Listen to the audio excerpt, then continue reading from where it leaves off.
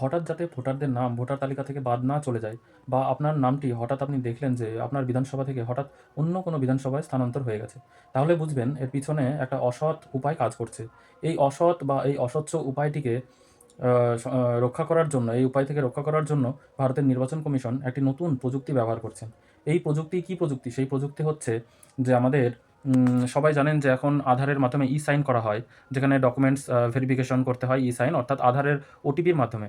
এবার থেকে নির্বাচন কমিশন চালু করেছে, আপনি যে কোনো কাজ করবেন ভোটারের, সেটা আপনি ভোটের নাম তোলা হোক বা ভোটের সংশোধন হোক, বা আপনি নাম অর্থাৎ ডেথ কেস বা শিফটেড কেসের ক্ষেত্রে ফর্ম 7 দিয়ে আপনার নাম কাটানো হোক, এইগুলো যদি আপনি করেন এবং অন্য কেউ যাতে এই কাজগুলো না করতে পারে, সেই জন্য আধারের মাধ্যমে কিন্তু এই কাজটি শুরু হবে। এবং কিভাবে হবে? আধারে আপনারা জানেন যে আধার কার্ডের সঙ্গে আমাদের মোবাইল নাম্বার লিঙ্ক থাকে, নিজেরই মোবাইল নাম্বার। অর্থাৎ আপনি যখন এই ভোটারের এই কাজগুলো করবেন, তখন প্রথমে আপনাকে আধার নাম্বার দিতে হবে।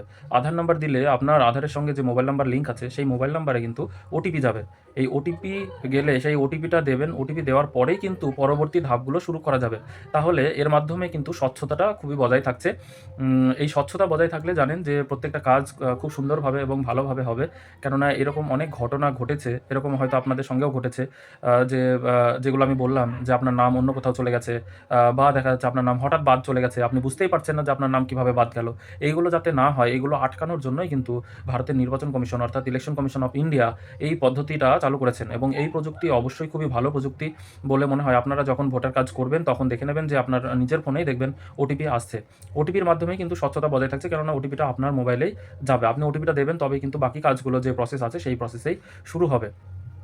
তো এই খবরটি খুবই আপডেটেড খবর, এবং এই খবর এই ধরনের আরও খবর যদি আপনারা পেতে চান, তাহলে অবশ্যই আমার চ্যানেলটিকে লাইক করুন, সাবস্ক্রাইব করুন। ধন্যবাদ।